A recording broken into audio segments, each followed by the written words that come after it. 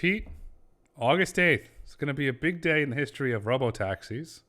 Tesla's going to unveil CyberCab. What happens? Grayson, I think a lot of people will get very excited. I think Tesla's stock price will go up that day, and we'll go from there. Does Ron Barron come out on stage and become the number one cheerleader like he was on CNBC the other day? Here's the thing with CyberCab. Condensed version.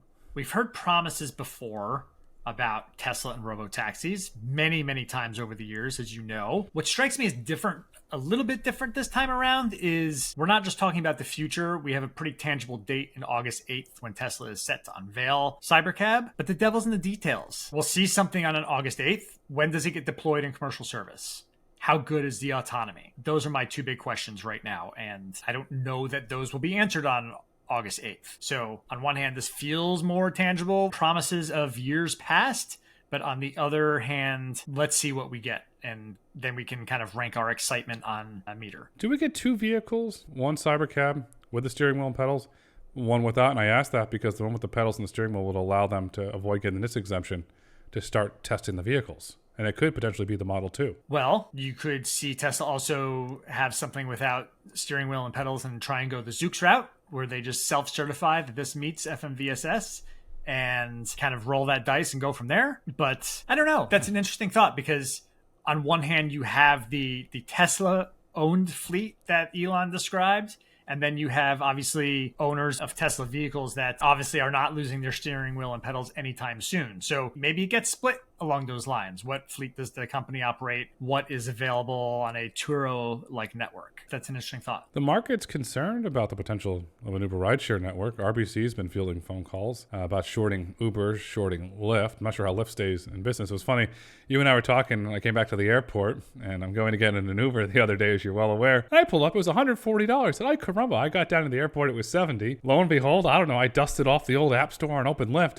$71. So I got a 50% discount, and I got to continue my conversation with you. So I don't know how Lyft's going to make a business, then you throw Tesla into the mix. Does Tesla want to be the mobility platform of the future? Well, that's an interesting question. Let's back up. Elon said the other day on the earnings call that Tesla is an AI and robotics company. Do you throw the idea of them being a mobility platform of the not too distant future right in underneath that, or are those fundamentally separate things? I think Tesla would like to be a major player in that autonomous ride sharing game. The costs of the vehicles remains an interesting question. If you get that down far enough, that there could be significant profit margin here. And we know profit margin's falling at Tesla, so maybe this is one way to correct that. But again, the devil's in these details, and after so many promises over many years about robotaxis, I'm in believe it when I see it mode. He's going to do it.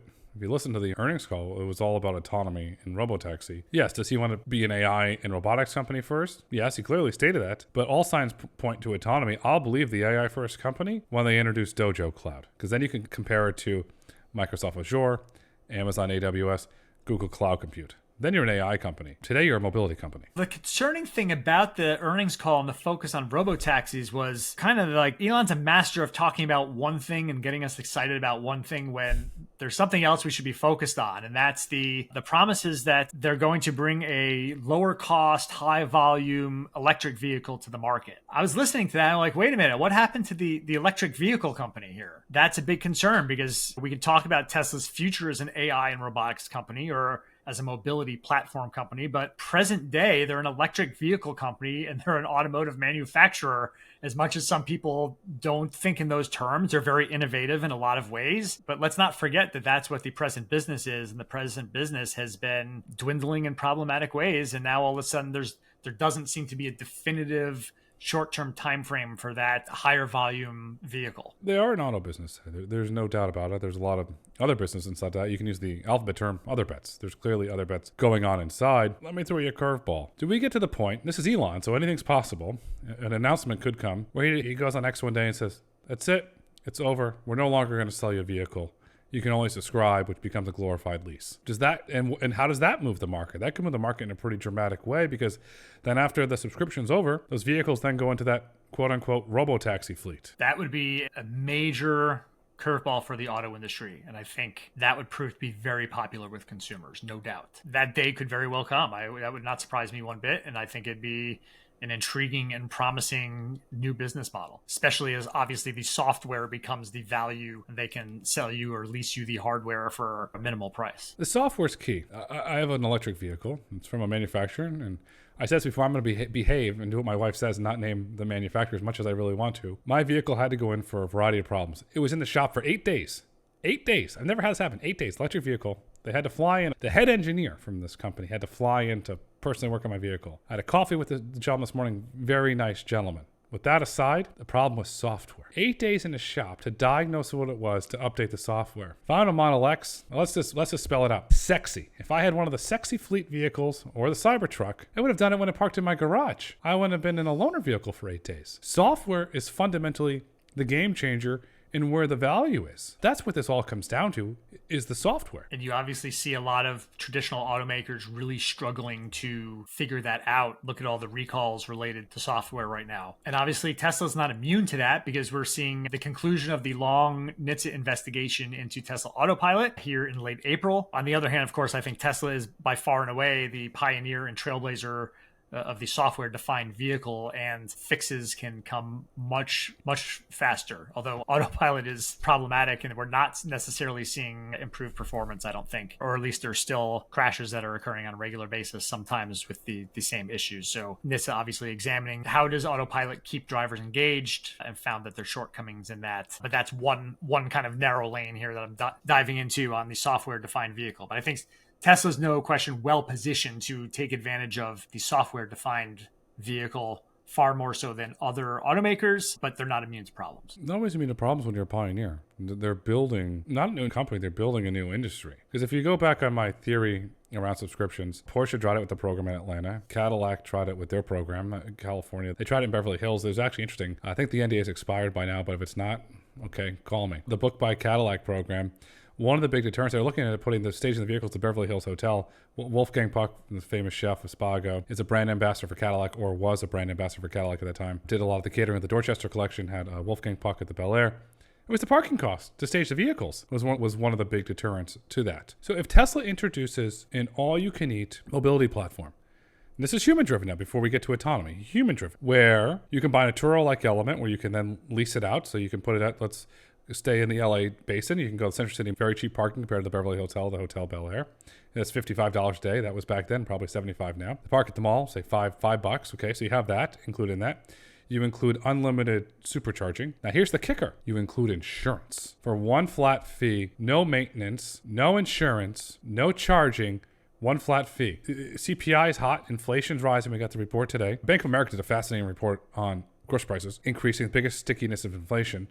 If a consumer knew every single month how much their vehicle would cost, game changer. I say that because I looked at a vehicle today, and it tells you how much it's going to cost to operate. And this particular vehicle was gas. $18,000 a year, it said it was the average cost to operate it, on top of the $175,000 sticker price. Tesla could blow up the entire auto market. Well, there's two things. This is really intriguing because I think Tesla has the brand cachet to pull this off, and Elon does personally, in a way that Cadillac and others, perhaps, that they don't quite have the brand to make that work. But American consumers look at their monthly payments, and I think there's any number of failed experiments where you try to get them to look at total cost of ownership, and for some reason that just doesn't compute.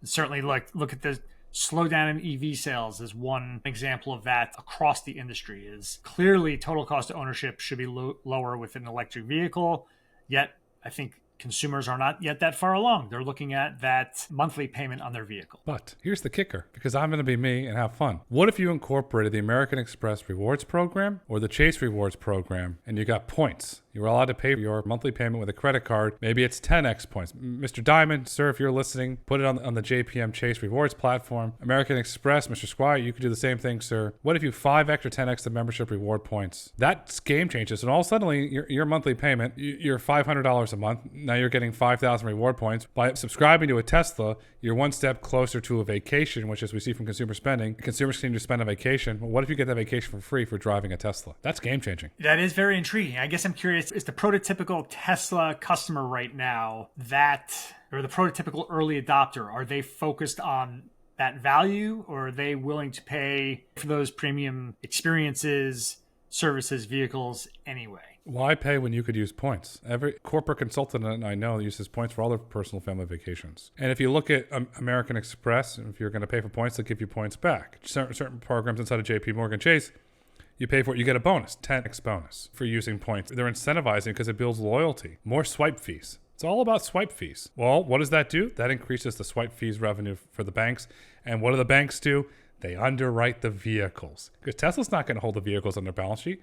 Tesla could partner with Wells Fargo. They could partner with Bank of America. They could partner with JP Morgan Chase, and increases the swipe fees. It's all going to come down to royalty points. Look at the whole movement around rentals and apartments now. There's all these programs. Pay for your rent with a credit card, get points. It's a sub-economy. It's a real true sub-economy with hundreds, if not thousands of websites dedicated to gaming this. It's gamification. That's really interesting. And you're right that I think the fewer vehicles of this fleet that are on Tesla's books, the better. And clearly nobody really wants to own the vehicle. So if you have the banks picking up the slack on that, that is a model that we've yet to see. But you could apply that then to, let's say, Waymo or Cruise or any other robotaxi company as well, who could theoretically not have that many vehicles on their balance sheets. And I think that's one of the most interesting things about robotaxis in general. Like at the beginning, I think people thought this was a ride-hailing model, but that aspect is the key differentiator there. It is more like a taxi fleet where the vehicles have to be owned and maintained and cleaned. If you solve part of that problem, that's a big deal. It's a big deal, and the software is going to create revenue. And then all suddenly,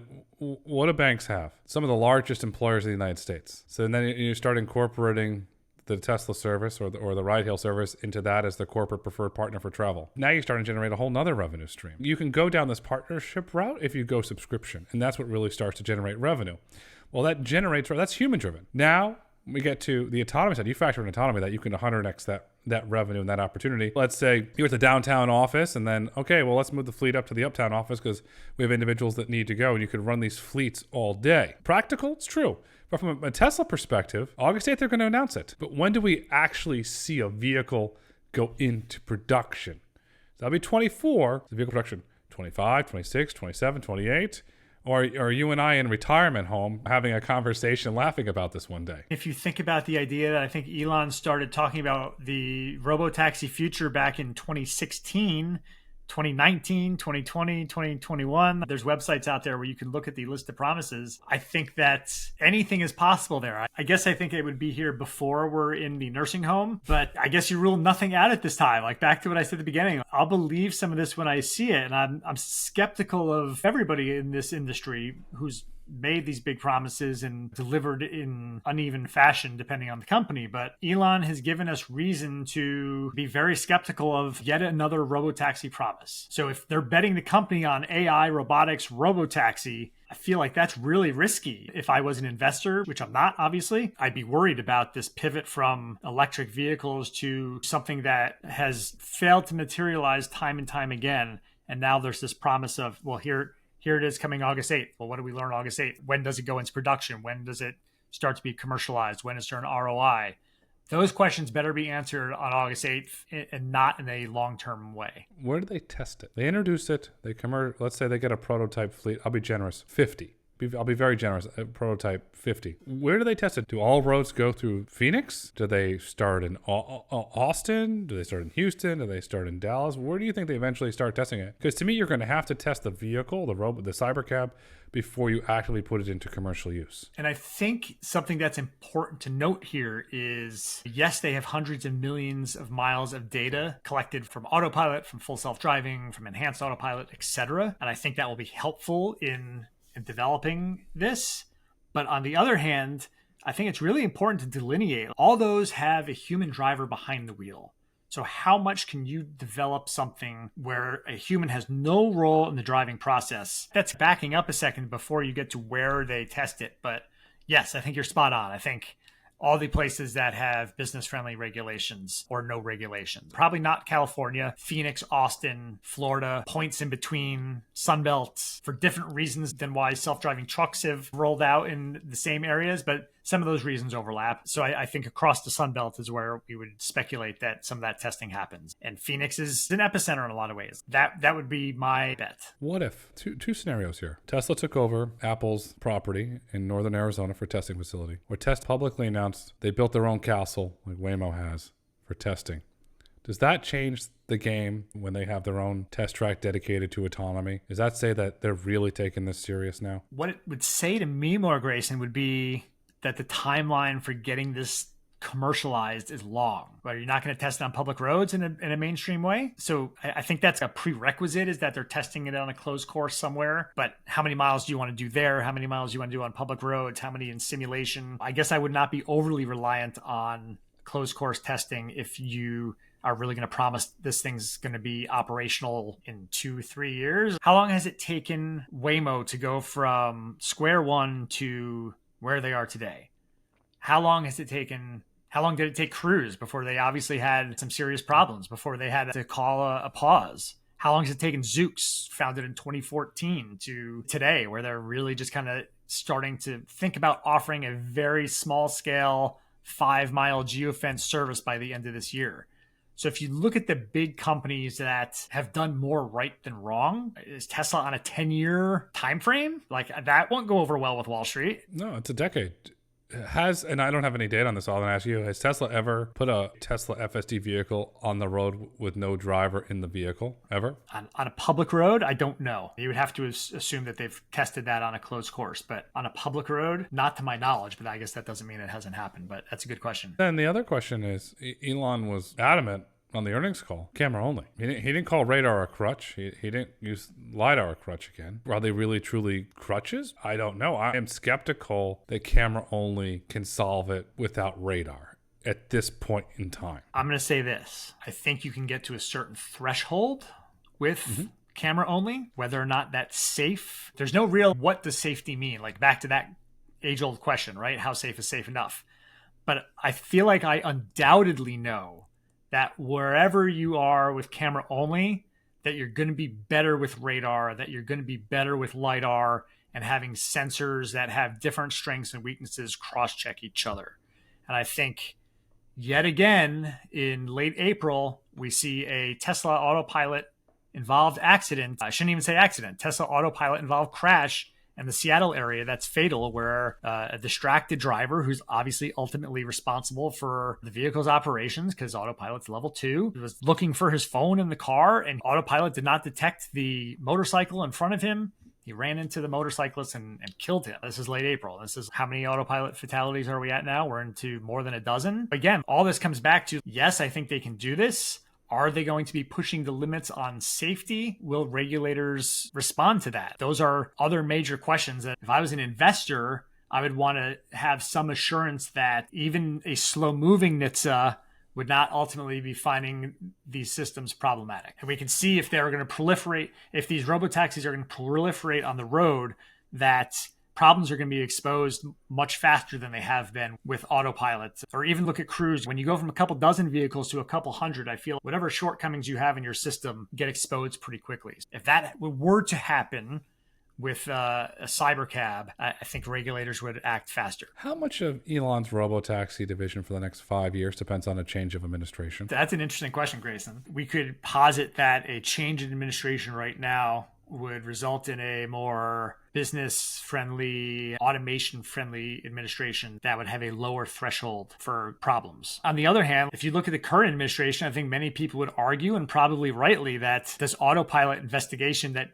just concluded in late April took years. So NHTSA has not moved swiftly under the Biden administration right now. So I feel like it's not a night and day comparison that we're making here between administrations, but I do think you could probably say, if there was a change, the threshold for action would be even higher than it apparently is today. Because then the union issue goes out the door. Elon will be invited to the White House again. It's not hearsay. It's public proof. There's photographs to back that statement up. Because it just makes me wonder, if you look at where the business is going, subscription's obviously part of that. But then we have licensing that's been coming up and down. I'm going to read you a quote from the earnings call that Elon stated, end quote.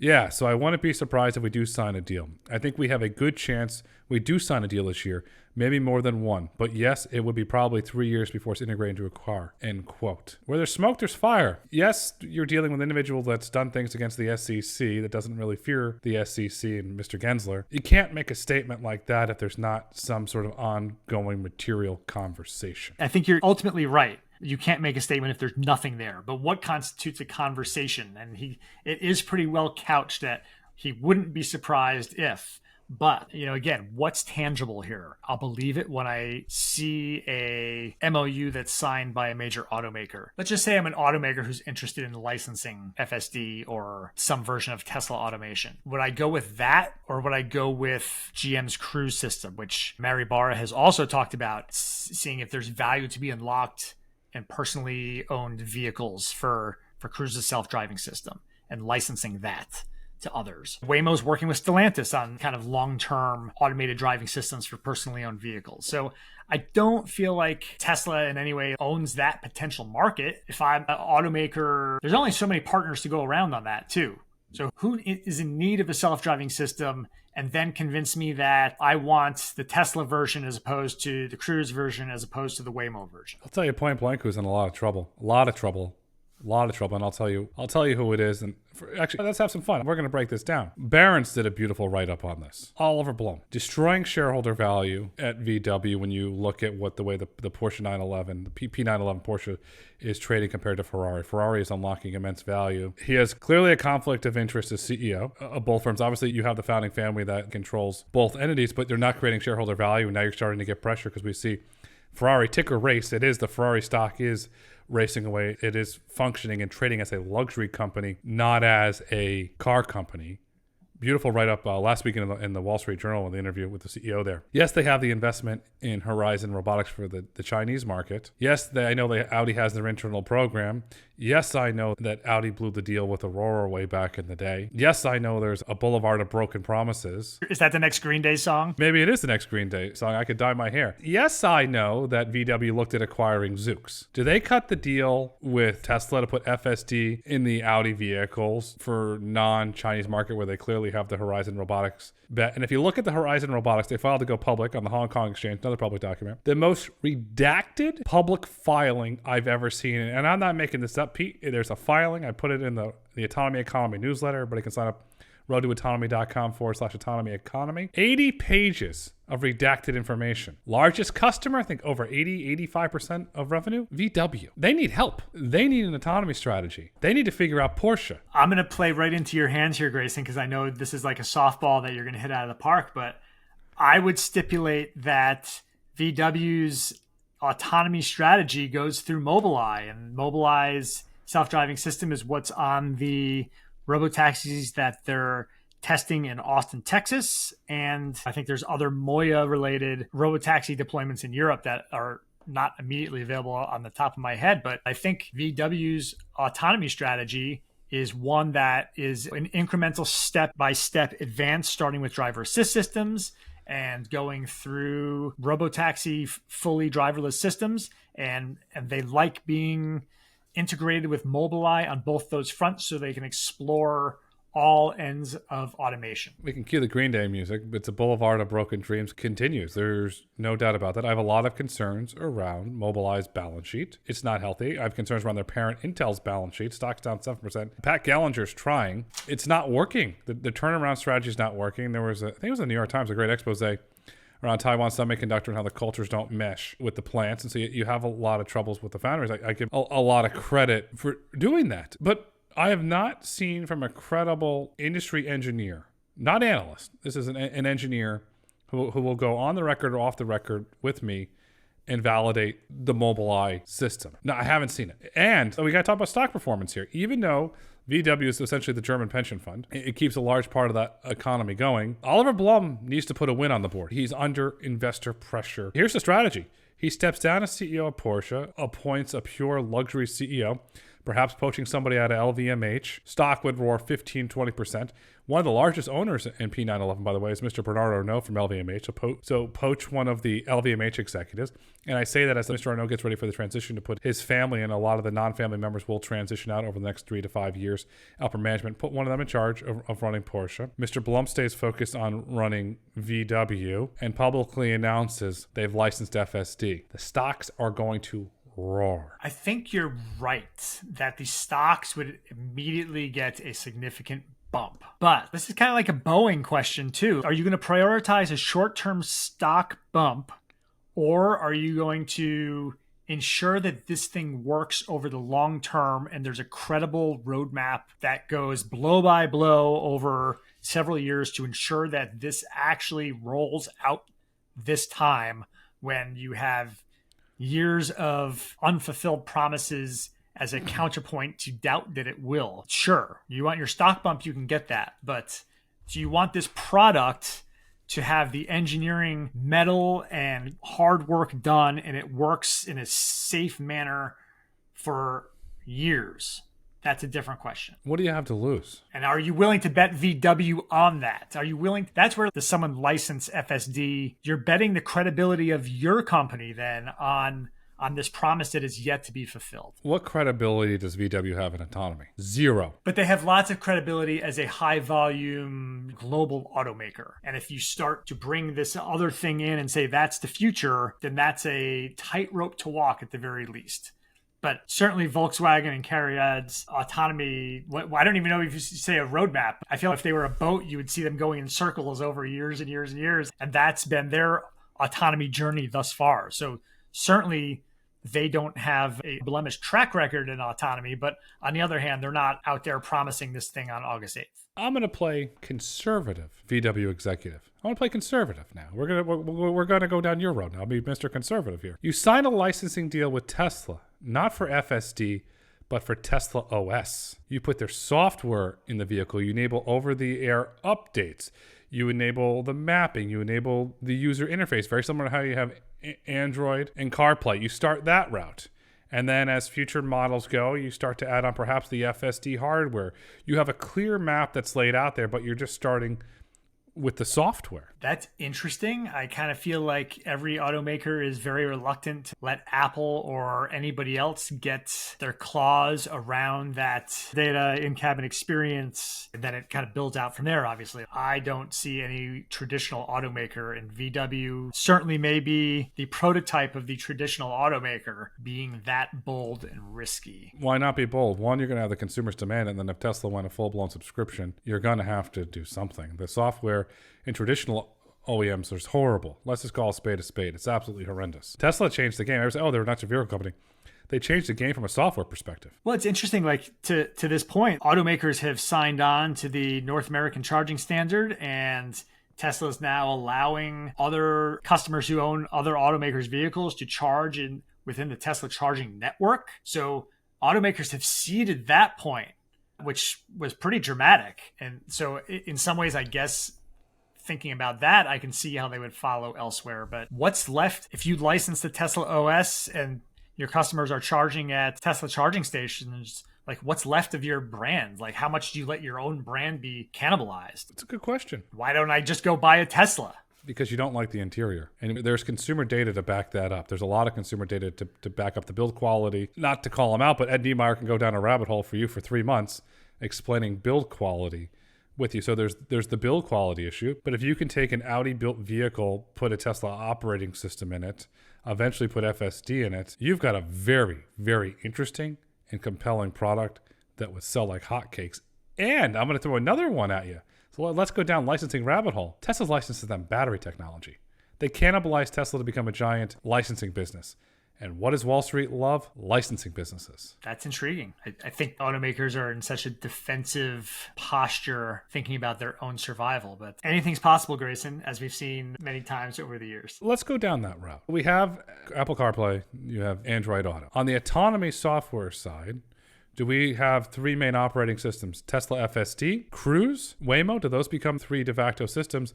And then from the Cruise standpoint and the Waymo standpoint, is there Cruise Lite and Waymo Lite versions of the stack? Because Ron Barron was on CNBC. He estimated $250,000 per Waymo vehicle from a hardware, not including labor, just from pure hardware costs. I don't have numbers to back that up. I'm not validating Mr. Barron's number. I'm just stating merely what Mr. Barron stated. $250,000, you can roll around in a Rolls-Royce Phantom. Let's call a spade, and you get a driver.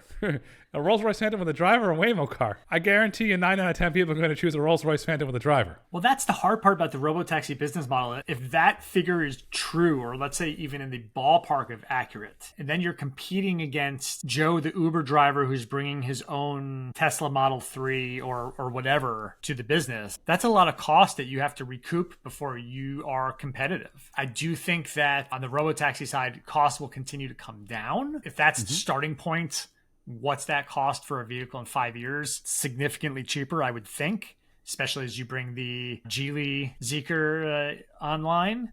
Let's just call a spade, as you said. Like, the Robotaxi companies start with high capital costs, and that has to be made up at some point. So you got to be doing gangbuster business over a high utilization rate, which is why I think we saw the Waymo Uber Eats partnership not all that long ago. Obviously, you have your peak times and then your troughs. So I don't know. I think in that sense, a Waymo and Cruise or a Waymo and Zoox are very different than a Tesla and a Cruise if you want to do a light version where there's a driver involved. Like, very clearly, Waymo and Zoox and Cruise have been developed where there's no human driver involved. So if you're going to do a light version, let's just say that's something like a level 3, you're kind of starting out like from square one with a new product because now you have a driver involved. And that's kind of where like the Mobileye strategy and maybe Tesla too here, even though I said, how do you develop a full level 4 system for Node when you're falling back on data collected with a driver? But a Mobileye that has the experience to kind of go from level 2 to level 3, where they have, then you get to self-driving, where they have a system that, then you add the LiDAR and you have a system that cross-checks the base system. From a development perspective, that starts to make sense. If you want to go that route where now you're licensing for vehicles that car owners are driving. Then you have Qualcomm, which has a growing automotive business. And then you have NVIDIA Automotive, Danny Shapiro runs it. NVIDIA still, they're trying to grow their automotive revenue. It's one of the broken out categories in their earnings. Do they make a move? They could easily make a move in this space, or do they partner with somebody? They could make a move. That would not surprise me. And obviously they have a lot of collaborative relationships. I think the one that stands out to me is their relationship with Mercedes-Benz developing Drive Pilot. NVIDIA's got a big garage with hundreds of Mercedes-Benz vehicles in it in Santa Clara.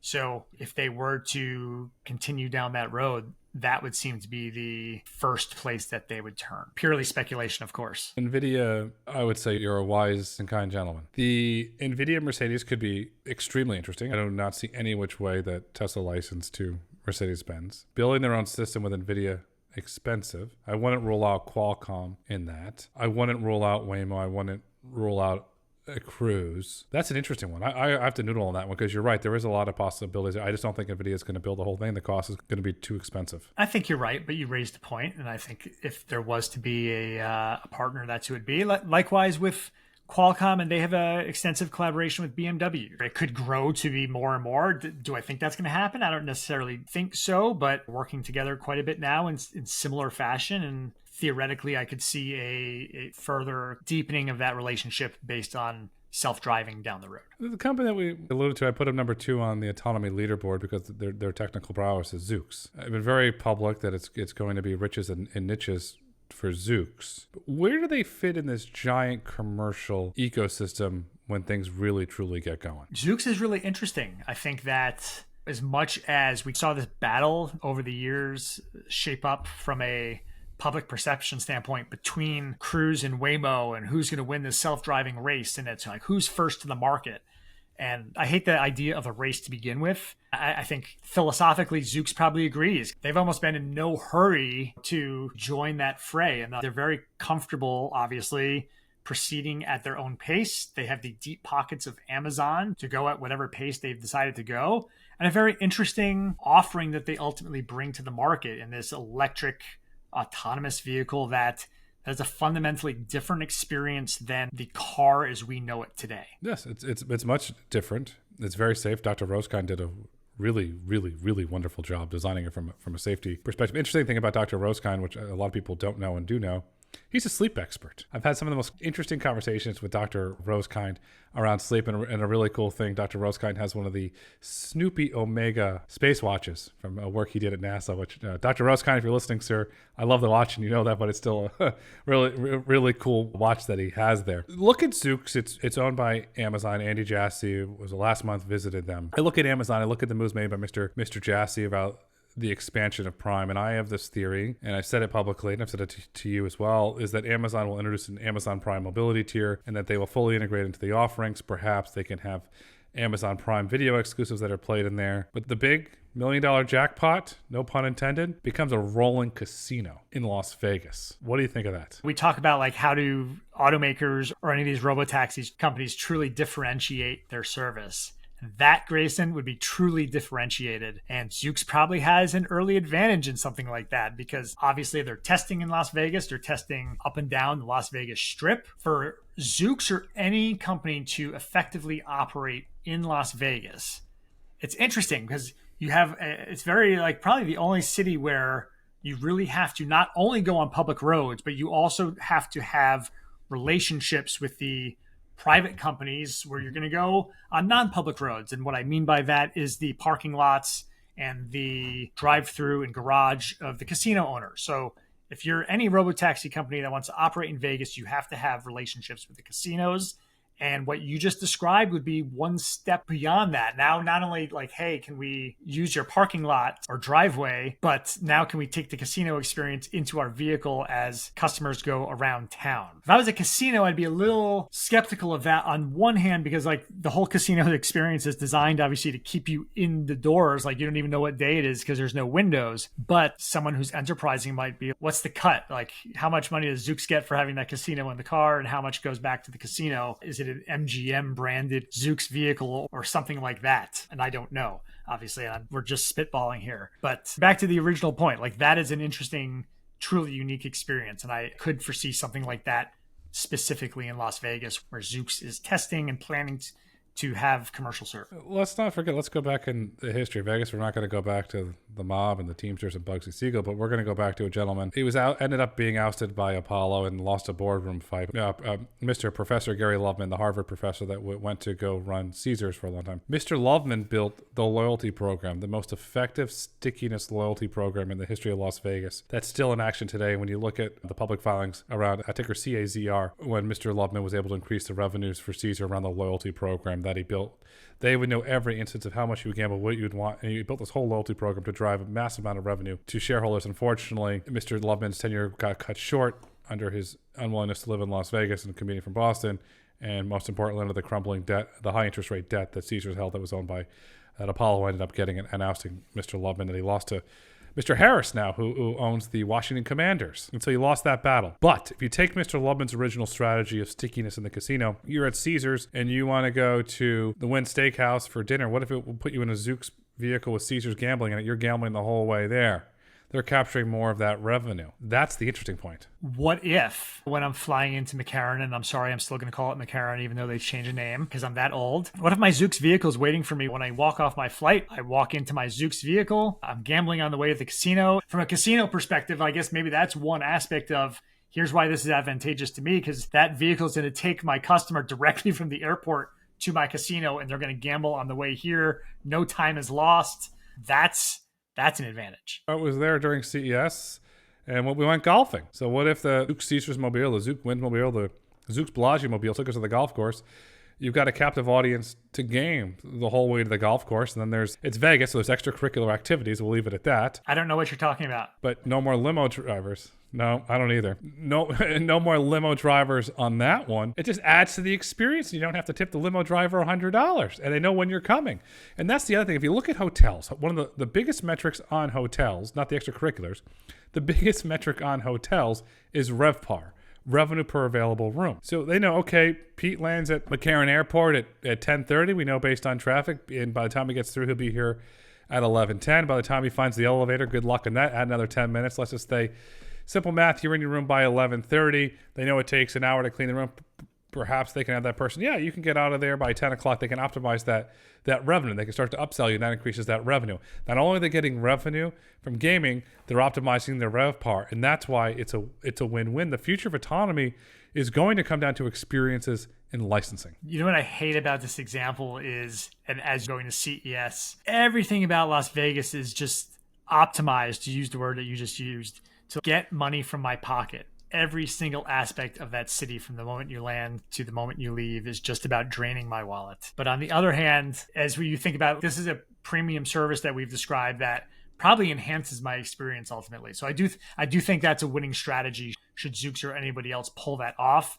I like that, but it does just remind me of, I'm looking at the end of CES and looking at my receipts, and you go down to the lobby to get like a bag of trail mix or something. It's like, oh, that was $18. It's just like, there's no concept of how much money I'm spending when I'm there, just because it's designed to keep me captive and drain my wallet.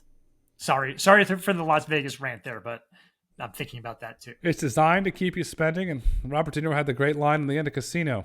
It's an adult Disneyland. It truly is, because when you go to Disneyland or Disney World, you're there to spend on kids. When you go to Vegas, you're there to spend on yourself, extracurricular activities. In the future, you're there to experience Zoox. Pete, this has been a wide-ranging, fun conversation from Tesla licensing to different experiences in Las Vegas. For today, what would you like our listeners and viewers to take away with them? We're video now. I'll just say, Grayson, I hope I'm not lost in the desert here. Well, there was once 8 heads in a duffel bag, and we hope that you're not one of the 8 heads in the duffel bag, or you're one of the many holes in the desert of all these mafia bodies that we've yet to be found. They don't have cornfields in Vegas. They have holes in the desert, and who gosh knows what's in there. But the future is bright. The future is autonomous. The future is licensing and experience. Pete, thank you as always for coming on the road to autonomy. As always, thank you for having me, Grayson. It's been a fun conversation.